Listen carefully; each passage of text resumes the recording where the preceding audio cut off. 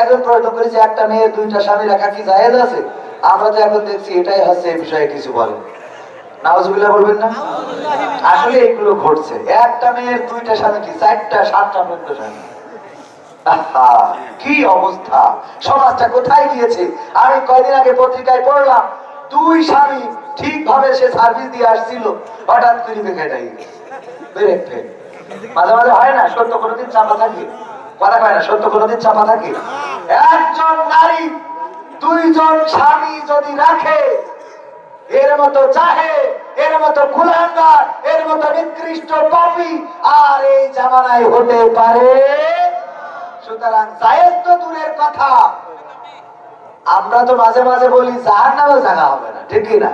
এদের জাহান্নাম মানে কে কে জন্য আলাদা স্পেশাল জাহান্নাম বানাতে হবে, যে এদের গতানুগতিক জাহান্নামে দিলে হবে। আল্লাহ যে বিধান দিয়েছে এটাই আল্লাহর বিধান। আগে হযরত ইসহাক আলাইহিস সালাম সম্ভবত বা ইয়াকুব আলাইহিস সালামের জামানায় আপন বোনকেও বিয়ে করা যেত, তার শরীয়তে জায়েজ ছিল। মুসা আলাইহিস সালামের শরীয়তে শুকর খাওয়া জায়েজ ছিল, খিনজির জায়েজ ছিল। আমাদের শরীয়তে যেটা নাই সেটা করা যাবে, আমাদের শরীয়তে যেটা নাই সেটা করা যাবে না কোনোভাবে। আমাদের শরীয়তে মেয়ে একাধিক স্বামী রাখতে পারবে, একাধিক স্বামী রাখতে পারবে না। যে আমি কয়েকটা গান শোনাবো, কিন্তু এই অস্ত্র সবাই শেখা দরকার যে মিনহা খলাকনাকুম ওয়া ফিহা নুঈদুকুম ওয়া মিনহা নুখরিজুকুম তারাতান উখরা। আমরা এই আয়াতটার সাথে অবিচার করছি, কোথায় পড়ার কথা কোথায় পড়ছি, কবরে যেয়ে পড়ছি, অথচ ওই মুর্দা আর ওর সাবধান হওয়ার কোনো সুযোগ আছে? এই আয়াত কেন নাজিল হলো? তৎকালীন জাহেলেরা তারা মুসা আলাইহিস সালাম এবং ফিরআউনের জীবন সম্বন্ধে জানতে চাইলো। আল্লাহ এই সূরার মাধ্যমে জানিয়েছেন। এই সূরার অধিকাংশ আলোচনা ফিরআউন এবং মুসাকে নিয়ে। আল্লাহ রাব্বুল আলামিন এই আয়াত প্রথমে দিয়েছিলেন মুসা আলাইহিস সালামের কাছে। মুসাকে বললেন যাও ফিরআউনকে সাবধান করো, সে তো বর্ডার ক্রস করেছে, বাউন্ডারি ক্রস করেছে। মুসা আলাইহিস সালাম বললেন ওগো আল্লাহ, ফিরআউনকে যে সাবধান করব, যদি আমার কথা না শুনে কিভাবে সাবধান করব? আল্লাহ বললেন তুমি তাকে মুজিজা দেখাবা। কি মুজিজা? তোমার হাতের লাঠি ছেড়ে দিবা, সাপ হয়ে যাবে, হাত বগলের মধ্যে ঢুকাবা আর বের করবা, চলচল করতে থাকবে, আবার বগলের মধ্যে ঢুকাবা, ওই হাত আলুটা বন্ধ হয়ে যাবে, নূরের প্রদীপ নিভে যাবে, এইভাবে তুমি তাকে দেখাবা। বলছে যদি তারপরেও না শোনে তাইলে আল্লাহ কি করব? তখন আল্লাহ রাব্বুল আলামিন বলেন তখন তুমি তারে সুন্দর করে বুঝাবা, মিনহা খালাকনাকুম ওয়া ফিহা নুঈদুকুম ওয়া মিনহা নুখরিজুকুম তারাতান উখরা। বুঝা গেল তো? কোনে পাওয়ারটা আয়াতে বুঝতে পারিছেন? পাওয়ারটা কথা কয় না, বুঝতে পারিছেন? তার মানে কোনে বলা লাগবে, যখন আমার শেখ হাসিনা আরে আমাদেরকে নির্যাতন করা শুরু করলো, মামলা দেওয়া শুরু করলো, গ্রেফতার করা শুরু করলো, তখন এই আয়াত শেখ হাসিনার কানের কাছে যে বলা লাগবে, মিনহা খালাকনাকুম ওয়া ফিহা নুঈদুকুম ওয়া মিনহা নুখরিজুকুম তারাতান উখরা। ও আল্লাহর বান্দা, ও আমার শেখ হাসিনা কলিজার টুকরা, কেন তুমি এমন জুলুম করো, অন্যায় করো, আলেমদেরকে জেলে ভরো? কেন তুমি কোরআনের আন্দোলন যারা করে তাদের নামে মিথ্যা মামলা দাও, তাদের নামে কেস দাও, তাদের উপরে হামলা করো? তোমার লেলিয়ে দেওয়া বাহিনী তাদেরকে মারে, ধরে, তাদেরকে পুলিশের কাছে সুপর্দ করে, রিমান্ডে নেয়, নির্যাতন করে, নিষ্পেষণ করে, প্যারোলে মুক্তি পাওয়ার পরেও হাতে হাত করা, পায়ে ডান্ডা বেড়ি পড়া অবস্থায় জানাজায় দাঁড়াইছে না দাঁড়ায় নাই? কেবালা জানাজায় দাঁড়িয়েছে, ইমাম সাহেবকে বগলের মধ্যে হাত দিয়ে পুলিশ টেনে নিয়ে চলে গেছে, নামাজটাও ঠিক মতো পড়তে দেয় নাই। ঘটেছে না ঘটে নাই? এই কাজগুলো যারা করেছে তাদের কানের কাছে দিয়ে বলতে হবে, আল্লাহর বান্দা, এই মাটি থেকে তোমারে আল্লাহ বানাইছে, আবার মাটিতে ঢুকাবে, আবার একদিন এই মাটি থেকে তোমারে উঠাবে। সুতরাং এত অহংকার, এত পাওয়ার, এত ক্ষমতা কিসের তুমি বলো? কাকে বলা লাগবে? এরপরে বলা লাগবে কাকে? খেলা হবে।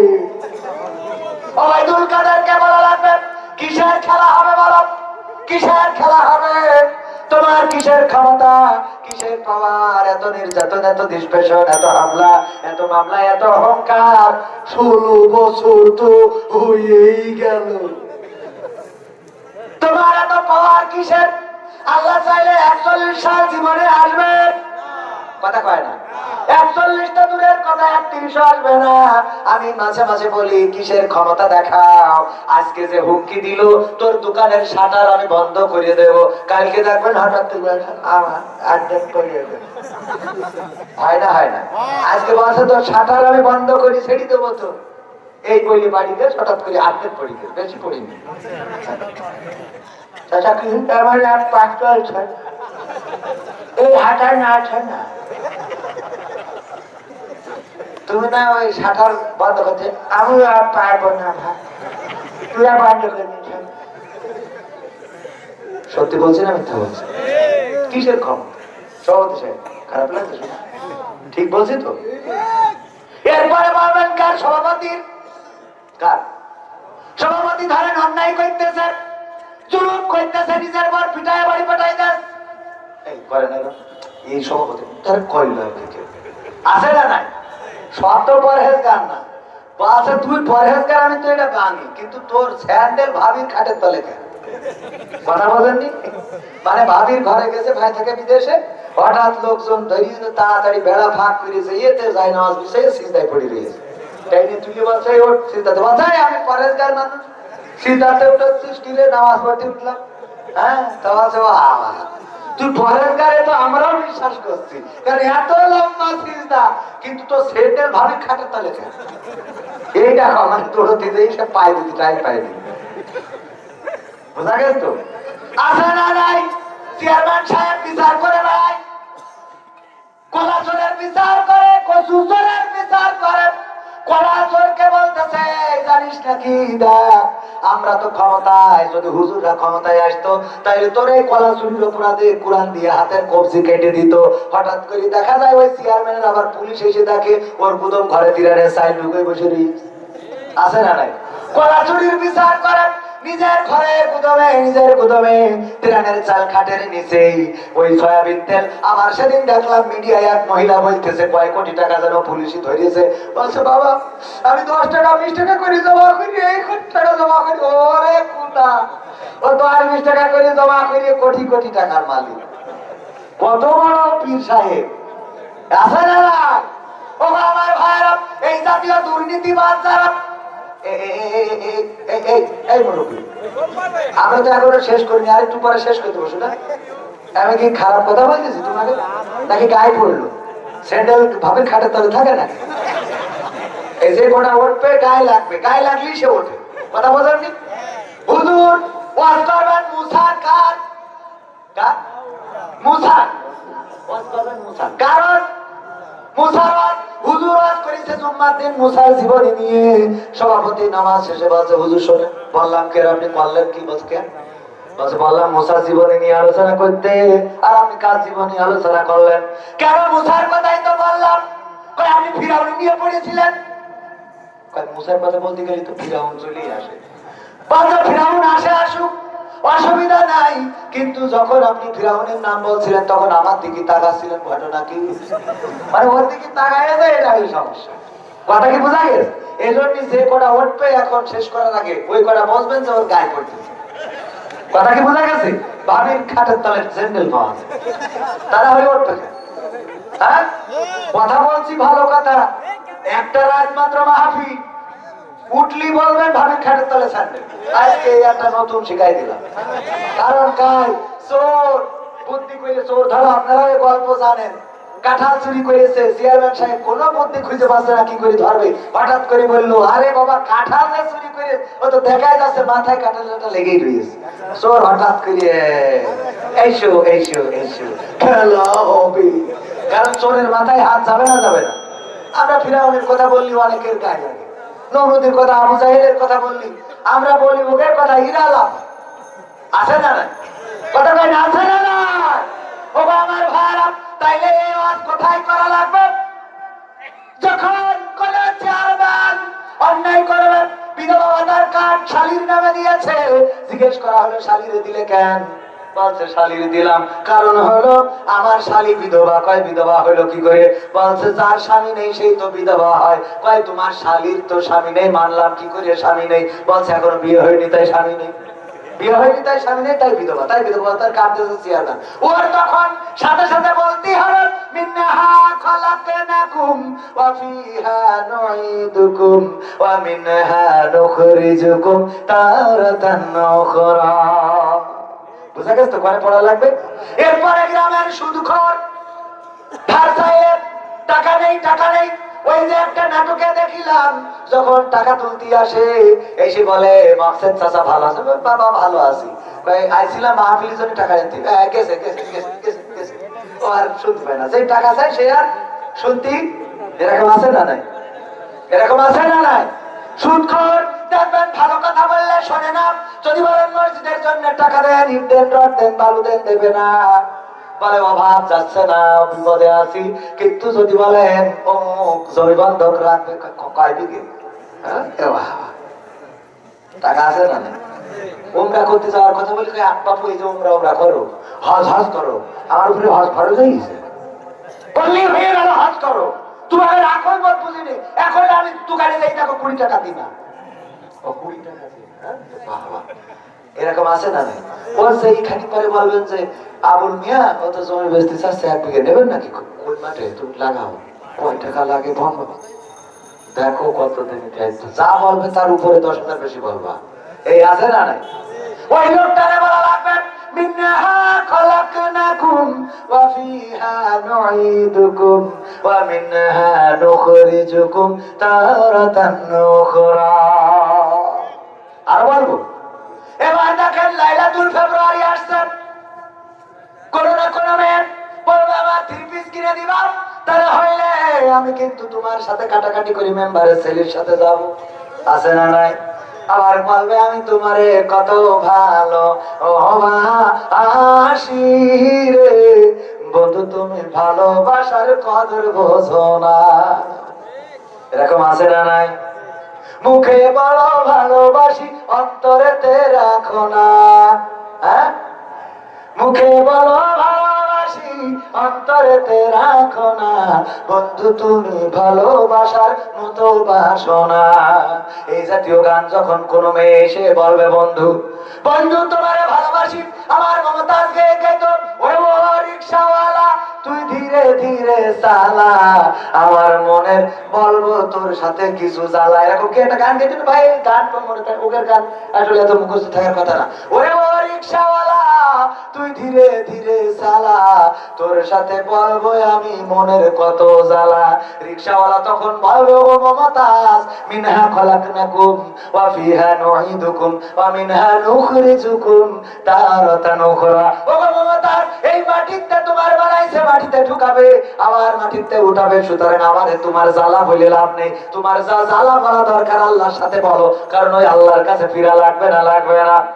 আমার ছেলেরা কোন মেয়ে যদি বলে তোমার ভালো লাগে এত সুন্দর চেহারা, কুত্তা কাটিং চুল, তোমার এই চুলের মধ্যে আমি হারিয়ে যাই, তোমার চোখ এত সুন্দর নজরে দাও, আরে তোমার চোখের আঘাতে আমার তীর বিদ্ধ হয়েছে বুকে, তখন আমার যুবকেরা বলবে মিন্না খলাকনাকুম ওয়া ফিহা নুঈদুকুম ওয়া মিনহা নুখরিজুকুম তারাতান উখরা। মনে থাকবে? আবার আমার মা বোনেরা যদি কোন যুবক ছেলে কটখালি থেকে ফুল কিনে নিয়ে ঠ্যাঙাটা ভেঙে দিয়ে বলে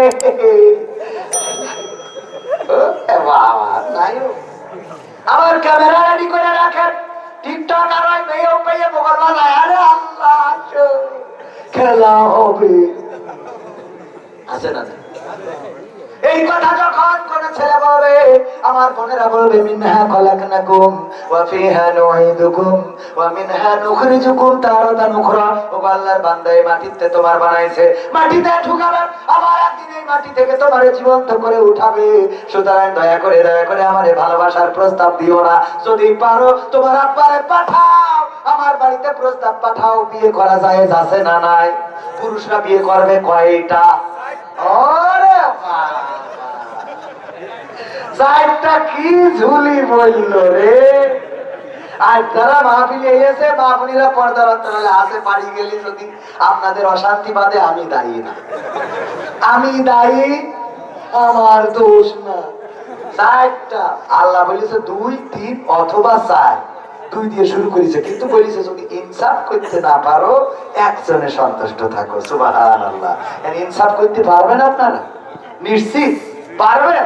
পারা যেমন তেমন এক মুরব্বী পশু হজ করতে যাওয়ার টাকা নেই, তো নিয়ত করেছে যে হজ তো করতে পারবো না, তা কি করে হুজুর কাছে হুজুরের বলছে হুজুর আমার তো হজ তো আমার টাকা নেই, তা কি করবো? বলছে তুমি জুম্মার দিন ফার্স্টে মসজিদে যাবা, তাইলে তোমার একটা কবুল হজের সওয়াব হয়ে যাবে।